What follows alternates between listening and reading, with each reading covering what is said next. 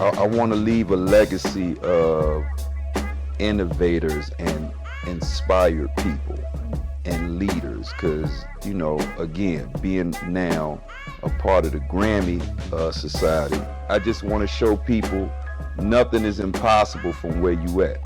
You just gotta want it.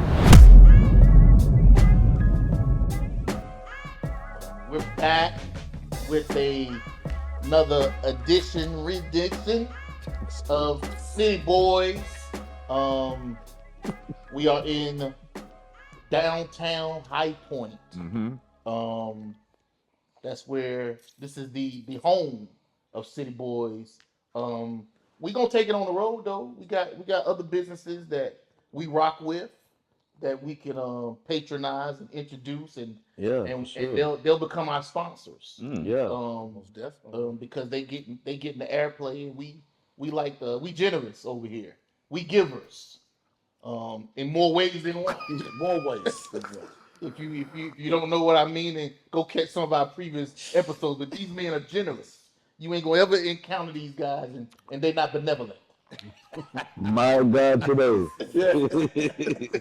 Let's I want to jump into this question. This really just kind of talk about like what we want to mean to society, our families, our circle, our community. When you hear legacy, because all of us are um, now 40 and up. Yeah. So we're coming up Mm, on that spectrum where we're getting close to having more years behind us Mm. than in front of us. Woo! Yeah. That was deep. Ooh, Man. man, You know, hit the. what does legacy mean for you now? Um, what would you like to be remembered for as who? What does that mean to you? Man. Man, that's mm. oh man, when you think about legacy, man, we probably should start with this first. When you think about for me, legacy, man, Like, do you just want to be remembered as DJ Tito? nah, because I'm so much more. Right. So much more than just DJ Tito. But I want to kind of be, remembered by like the things that I've done, the people that I've helped, you know, um, guided. I think that my daughter is my legacy because I'm putting everything that I have into her. You know what I'm saying? Mhm. I'm putting everything into her. And if it go the way that it should go, I leave before her. I want to make sure that when she talks about me or anybody talks about me or encounter me, they I was known for being real. If I can help you, I help you. And the fact that, he always loved to indulge the crowd. Mhm. Yeah, That's it. that's good. Pierre. I think just the impact that I've made in people's lives. Um, I think oftentimes, um, for the most part, people look at their children Hmm. or their jobs or what have you as their legacy. But I think it's the impact that you've made on the people's lives that you've touched while you were here on Earth. I think now more so than ever, I'm most intentional about the time I spend with people, uh, the words I speak into people's lives, um, and just anything that encompasses making a memory, because ultimately your impact is your greatest legacy. Because I remember at my mother's funeral, I didn't even know all those people knew my mom, Hmm. but it was the amount of lives she had impacted while on this earth. And I think at that point, that we were looking at purpose being fulfilled in the flesh. So for me, it's the impact that I leave on people's lives. I always want to, now again, being more intentional, I always want to leave people better than I came to them. Do you? Hmm. I know we had kind of ventured to this question before. have a desire to leave a legacy in your seed? I'm gonna have a kid. You have a desire. I'm gonna have a kid. Yeah. Okay. Gav, what does it mean to you? Uh, Man, first of all, it means a lot to me. But I think the legacy I want to leave is I inspired, I made future wealthy people. Mm. My grandkids uh, were able. I would love for them to be spoiled rotten because of the things I was able to achieve. Right. And even whoever my partner is, I want them to say I left a legacy for not just being a great partner, but people saw that and they were affected by how I treated that person. Mm-hmm. But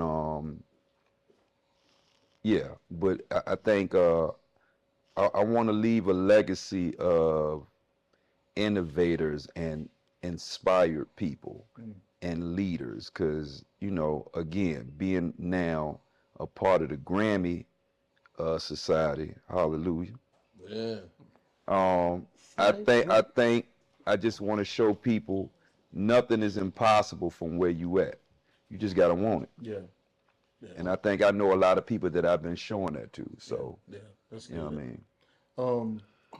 You mentioned grandkids. Do you have a desire to have a mini Gav? You know what? At this point, no. But if it happened, I wouldn't be mad at it. You don't But think you over the hump? you know what's crazy? I think right now I ain't tripping off of He it. enjoys humping, so You probably would have to go more towards the PYT to fulfill that. Yeah, and then I mean, like I said, I'm not doing older again. But not as a wife. No, I'm never doing. I understand. But I think for me right now, the grandkids and stuff that I have, that's gonna have to be legacy enough. And then you know what I mean. I'm not gonna do it, but because I know what he want to say. I birthed a lot of great talent Right. that I already feel like I got you. a father figure to a certain degree. I got you. Shut up. You know what I mean? You know what he really wanted to say? What? Don't do it. I made you. So why, in fact, would I play you? Right. He's made so many. Yeah. He's made so many. Yeah. He said I got seed out there. For sure. I happen to be one of those seedlings. Like, I tell everybody, this is my OG. Gav put me on. If it wasn't for Gav, I think, people wouldn't know about that. So I can speak to his legacy being a part of it. This man has already paved the way for so many greats, man. And so many people came up under Gav's tutelage. It's like, honestly, as it pertains to music, like my career, I owe it to him. Just because, coming up, it was, I was in church all the time. I'm a church nigga. As much as I try to not be that, that's who I am. Yeah. And this man single-handedly gave me the opportunity of a lifetime, which, has opened the door to so many other things, even me being a solo artist, and he's helped so much in that career. So it's just Gav's legacy, I think is cemented, whether he decides to have his own children or I got you. Shaw? We out here. That's what's up. For That's sure. what's up. I would rather for other people to speak about me than me speak about myself, but it's very important, just because my mom taught me to leave people better than I found them. For sure. Through that, I've helped a lot of people, not for my own selfish purposes, but just because I saw something in them, and I learned that from somebody seeing things in me, right? And so whenever sometimes I see more in a person based off of what they're doing, I'm like, you can go bigger. And versus just talking about it, help them. Put your hand in there, And I want that to be my legacy, that I wasn't a hater. Like he didn't have to be in the front. Yeah. He could be in the back and be effective, for somebody else and for other people, especially even for children. You know, that's really a big thing for me, as far as just showing other people that they can make an impact in young people's lives just by being an example. So that's kind of what I want my legacy to be, is that I help people and leave them better than I found them. Everybody should have a Joshua, Yeah. or many of them. Yeah. Yeah. You know what I mean? With you. Speaking of, you kind of answered this, but do you think, how important is mentorship to you, and do you have one? Now I don't. I really don't mentor people as much anymore because I don't like to be bothered with. But it's just true. But when I did, I had this saying: I should be able to be a bum on the street, and from what I've taught you, you should be able to walk up to me and not give me 20, not give me 500. You should be able to give me a couple racks and be like, "What is you doing?" Yeah. That's the kind of mentoring or the things that I put in place with artists and producers that I work with, where your success, like I should be watching you do exactly what I did, I got you. better. Yeah. You know what I mean? So I look, it was important with this Grammy stuff, not to boast, but to say now I should see everybody that work with me, not under me, work with me, beside me. They should win 10 Yeah. and 15. Yeah. I was put on this earth when it came to the music part, just to give a push. I wasn't better than most people. I just knew what they didn't know. Yeah. I had to push that most people didn't. I knew when to be a tyrant. Yeah. That was it. Do you have a mentor now? Yes, I do. Okay. Yes. All right. Shaw? Yeah. So I mentor a lot of people, and I love doing it. And I have a mentor. I have several mentors. So you think it's valuable for people? Very valuable. It's a very important. Yeah. You know, just for you to grow. You know, as a personal, because what happens is you end up mentoring people, but who mentors you? You know, you pour into people, your cup gets low. Who pours back into you? Yeah. So mentors do that for me. You're a mentor. Yeah. You know, to me. You know, so, and you're younger than me. Right. But I can tell you certain things, and you can actually help. You know, shape my mind, my process, the way I think about things, and and encourage me and inspire me to just continue to move forward. So I think everybody needs a mentor. You know, that understands them, understands what they do, and then encourage them to push forward and continue to grow. You know what? And I'm gonna do that in the next couple of weeks. I have never sat down with Matt. Oh. Yeah, Like we holler, yeah, we talk, you know, certain things, but that, you know what? Yeah. I had that to my good. mentor That's group. good. Okay. Tito? Yeah, I think that's truly important, right?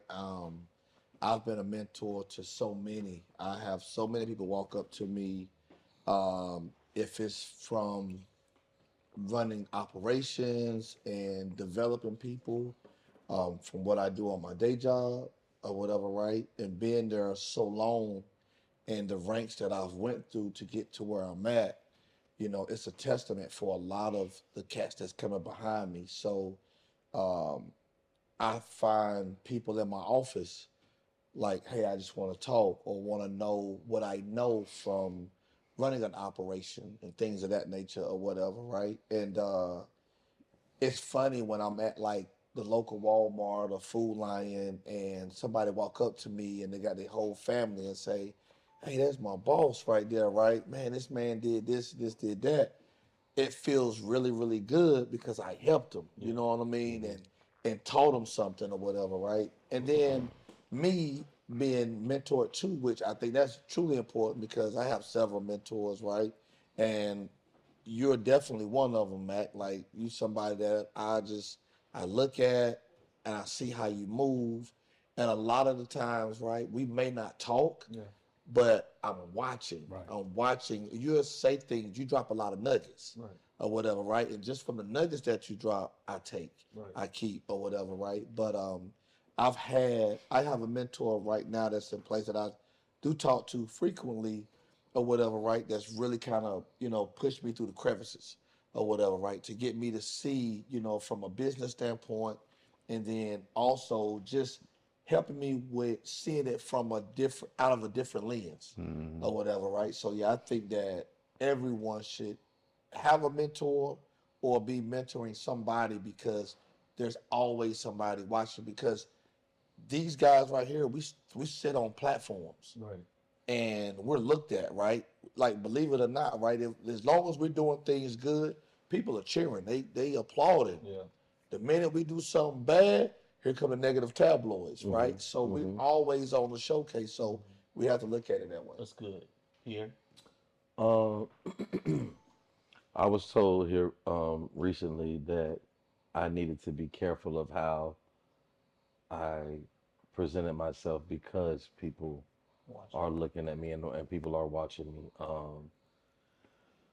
As far as mentoring, I don't feel like I mentor people per se, but there probably are some things and some ways that I carry myself that people, um, I don't know, like to, just put into the mix of things of what they do. Yeah. Having a mentor myself, um, I had one, but then I made some decisions on my own in my life, and I didn't like the result. So I knew that, I didn't want to go back to my mentor and be like, well, hey, I just messed this up.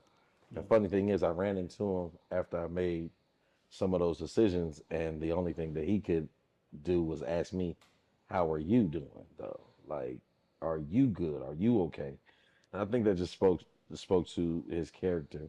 Um, so as far as mentoring, man, I just try to live my life the best way that I can, um, and hope that, you know, I leave people better than I found them, and that I impact their life in a positive way. So you're not like Anthony Edwards, who like, man, I ain't trying to be no role model. Nah, Don't put I that mean, pressure on me. Find nah. somebody else. Cause Charles Barkley has also said that he's like, I'm not a role model, like I'm not this, I'm not that. Right. But it's like, yo, like when you have a platform and when you're on a platform, it's almost an innate thing, whether you want it to be or Yeah, not. that's who you are. It's just who you are. It's like Yeah. you have been blessed to have this platform or have this space where you are seen by the masses, or you are, you reach the masses in whatever capacity that is, whether it's, worship team, whether it's whatever it is that you do, Yeah. you have the ability to reach the masses in that capacity, and I think that that's mentoring, in a Um, way. the climate of the world that we're in, um, how safe, how comfortable do you feel with your vulnerability as a man? It's unsafe. Really? It is unsafe out here. It is guard your next season. I say that because Dang. Woof. it's guard your next season because um, more times than not, you have to find out who has ulterior motives. You have to um, find a community that one will allow you to be vulnerable and not be judgmental of your vulnerability. And I tell people all the time, I place such a high price tag on my vulnerability that the moment you can't pay it, I'm out. Um, and paying it A big cost. a big thing. Yeah. It's just the small things, the attention to detail, really with me. And I've always placed a high price tag on my vulnerability is because I don't show everybody that side. Like So you feel like you mask it hard. for sure. Like I tell people all the time, a lot of people know Brandon Pierre. Very few people know Brandon Allen. Now essentially they are the same person because I am Right. myself. But I allow the masses to get to know Brandon Pierre because essentially Right. that's what I want y'all to know. You when you walk out your house. Yeah, I'm Brandon Pierre. When I'm in those moments where, I'm not answering the phone or I'm not talking or I just want to be in my own space, I'm Brandon Allen. And very few people know Brandon Allen. I got you. Till. Yeah, man. I mean, for me, I'm very vulnerable. I live my life openly. Like City Boys came at the perfect time. or whatever, right? Because I was going through so much and it was hard for me to deal with myself. So this been more of a comfort, and then the fact that we rock with each other made it even better because it made a brotherhood. So I am different when I'm home. Like I always say that it's never a dull moment, but it's depending on what that may look like to you. So what you see is what you get from me. Um, when I'm at work, I'm at my day job, right? Um, I don't really reveal much of who I am from a personality standpoint, only because I keep that kind of guarded. I feel like I give them, I've heard somebody tell me one time, don't give them all of you, because then you won't have nothing for yourself or whatever, right? So I'm very cautious on how much I give, just because I don't want them to, like you say, have a motive to come back with, to get me with, because I put everything on the line. Now, when I'm home, oh yeah, I'm Tito Bennett all day long. In the community, I'm Tito Bennett all day long. And then when I'm in the DJ mode, right, like, yeah, that's that just alter ego, the crazy one. But I like for like this right here is my safe zone. Because this, I look at you guys as family. This is my safe zone. So I'm able to be, Tito, all of me right here. Yeah. So I mean, I'm vulnerable. I got a lot of different hats that I wear, so I can't be vulnerable in every space. You know what I'm saying? Sometimes you have to just be a straight shooter and be what is required of you at that moment. Yeah. But as a barber, it really allows me to hear these other people be very vulnerable, and then at that point, to help them, I can be vulnerable, right? But I made a lot of mistakes like that. It's kind of what you were saying as far as showing people too much, because someone recently sent me a text about Trump, and they was talking about how he reduced or took away the money that goes to small businesses and minority businesses, and he was like, I hope that you got it like that, brother, because you definitely ain't getting it from your president. I'm like, I voted for Kamala. Like, what are you talking about, right? But and then he went on to say, your legacy means nothing. He said, when you're ready to do the real work, you might want to bring somebody like me aboard. So now I kind of got offended a little bit, but I I would have got offended. understand a little bit because I've been through this before where people just attack the thing that you're doing from the purest space. Yeah, absolutely. You understand what I'm saying? When you finally know that you have a purpose, and somebody on the ground level come and attack you, you know the enemy using you. When I see this person, I'm going to ask him, why you let the enemy use you like that? You understand what I'm saying? But so I feel like you can't, as a man, you can, but you really can't. I think that it's very dangerous in 2025 for men. You get, even on a physical level, talking about from women, other men, everything, society, the police. It's just a very, very dangerous time for us. man, you said a lot right There's there. no protection for us. We're supposed to be protected. So the climate is not, accessible for vulnerability. Yeah, It's not the best time. It's not the best time. That's why it's guard your next season for real. Yeah, Gav. Man, I hate this question. I hate hearing y'all say this stuff because I'm one of the ones. I have, to a certain degree, I've learned the art of using vulnerability to win and to and I think in the past 3 years I've been the most vulnerable, especially with a person, or if I really care about someone. My people, my friends, my tribe don't expect me to be strong. It's just to a certain degree. I don't need you to deal with that part of me. But what has happened because of that, it's put me in a very dark place. I'm talking like dark. Yeah. If I really be honest, for a year I have been walking around in a dark place. Yeah. So what I did was, like they said, maybe this isn't, and just thinking about everything, maybe this isn't a year to be vulnerable. So what I started to do, if I can't be vulnerable, I get rid of Right. people, things, Yeah. everything. I just changed my bedroom 3 days ago. Like I just started throwing away things and people because it's like I can't be emotional right now. I can't. So it's like, you know what?